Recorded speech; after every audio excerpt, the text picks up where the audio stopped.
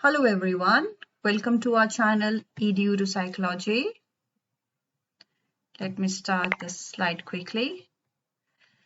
So we welcome you to our channel EDU to Psychology and this is lecture 3. And today we have picked few topics from our NCERT 11th Standard Book of Psychology. And the topics we're going to cover today are basis of human behavior. Now, we're going to understand the basis of human behavior from different perspectives, starting from the evolutionary perspective, the biological and cultural roots, and also the biological basis of behavior. When we talk about the biological basis of behavior, basically we're talking about the entire nervous system, the endocrine system, that we're going to cover in a separate lecture. So let us begin. Now, when we talk about human behavior, as we have also learnt in lecture 1, human behavior is basically our potential. It is our capacity, be it mental, physical, or social. It can be counted as human individuals or in a group. The way we respond to our internal as well as our external stimuli throughout our life. That's a human behavior. Now, what is the evolutionary perspective talks about the human behavior. Now, as the word evolution itself says, it is a process by which different kind of living organisms are believed to have developed from earlier forms during the history of the earth. Basically, it's a gradual development. So it's a gradual and orderly biological changes that results in response to the changing adaptation demands to the environment. Now we have observed that people that differ with respect to their physical and psychological characteristics. Also, we have observed uniqueness of individual results from the interaction of your genetic factors and environment factors. This is the nature versus nurture debate that we have been talking about. Okay, now as we have discussed, evolution, it is a gradual and orderly process that results in a species from their pre-existing forms in response to the changing adaptational methods of their environment. Now, when we talk about physiological, that's your physical characteristics, as well as behavioral changes that occur due to evolution process, they are so slow that they become visible only after hundreds of generations. So it is not that you get to know about the gradual process, often and very soon. It happens slow. It's a very slow and a gradual, orderly process. Let's come to the next slide.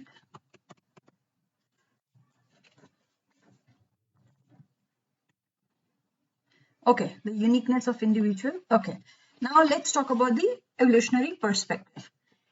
Now, evolutionary perspective, personality and individual differences proposes that our personalities and individual differences have evolved in part to provide us with some form of adaptive advantage in the context of survival and reproduction.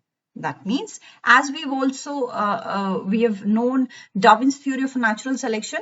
So basically, this definition says that the species change over time, give rise to new species, and we share a common ancestors. That's what Darwin theory of natural selection also suggests. Now, when we talk about this natural selection word, what exactly does this natural selection means? Natural selection, it is a process through which population of living organisms, we adapt, we change. Individuals in population are naturally variable in some way or the other, meaning that they all are different in some way or the other. So this variation means that some individuals have traits better suited to the environment than the others. Okay, so that's the natural selection.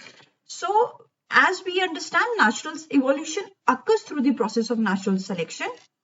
We know that members of each species vary greatly in their physical structure and behavior. Now, the traits or the characteristics, that's one the same thing, that are associated with high rate of survival and reproduction. The two things, rate of survival and reproduction of those species, are most likely to be passed on to the next generation. And when repeated generation after generation, natural selection leads to the evolution of new species that are more obviously effective adaptation to their particular environment. So that is natural selection. So basically survive and genes pass to the next generation. Now we have they have used the term Homo sapiens. Now Homo sapien term basically derived from a Latin word. Homo is derived from a Latin word for human or man, and sapiens is derived from a Latin word that means wise or astute. So who are Homo sapiens? A modern man, a human being who's the most developed organism among all the creatures on this earth. Are they've self-claimed themselves as Homo sapiens. Now, of course, they vary from the ancestor, their ability to walk upright. They have a larger brain size relative to their body weight, and the proportion of specialized brain tissues make them distinct from other species. Now, these features, as we have discussed earlier, have evolved through millions of years and have enabled them to engage in several complex behavior. Now, when we talk about that, see, this is the slide wherein we have illustrated how they are different from the Homo sapiens are different from the ancestor. Their ability to walk upright, they have a larger brain size in relation to the body weight, and of course the specialized brain tissue. You see the cerebrum size of the cerebrum is definitely larger, and hence the cognitive ability here. Now when we talk about a modern man, basically we have a few important features to be seen in a modern human being that differentiates it from the ancestor. First, bigger and developed brain, which has a bigger or an increased capacity for cognitive behavior. When we talk about cognitive behavior, basically we're talking about perception, memory, reasoning, problem solving, use of language for communication. Then you have ability to walk upright on two legs, and then you have free hand with a workable opposing thumb. Now, when we talk about this term opposable thumb, it is basically, as you can see in the picture, we're talking about the thumb that is placed opposite the finger of the same hand. So opposable thumb basically allows the digits to grasp and handle objects. These are the characteristics of primates. Now, our behaviors are highly complex and more developed than those of other species because we have got a large and highly developed brain. Human brain is known to be developed, and the weight is known to be 2.35% of the total body weight. It is believed that it is the highest among all the species. When we talk about, for an example, elephant has only 0.2%. So also the human cerebrum is more evolved than other parts of the brain. Now, these evolutions that we've been talking about have resulted due to the influence of environmental demands.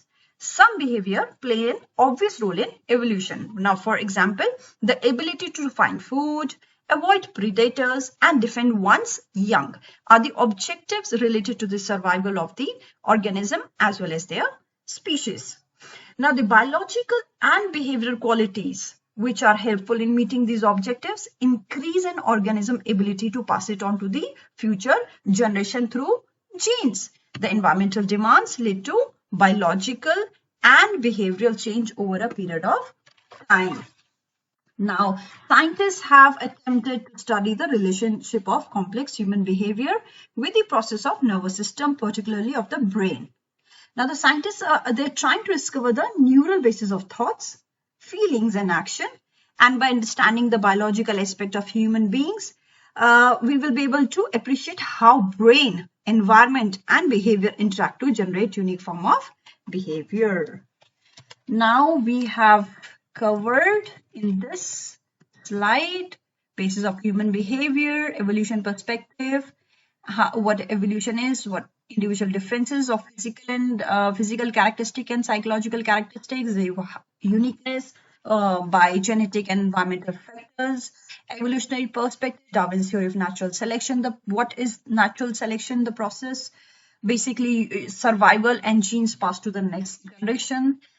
who are Homo sapiens, what are their specialities, what are their abilities, and that we've discussed. The modern man, the evolution we have discussed, and now in next slide we are going to cover the biological aspects and other part of the chapter. Thanks, and thank you for watching. I would request you to please like the video and subscribe.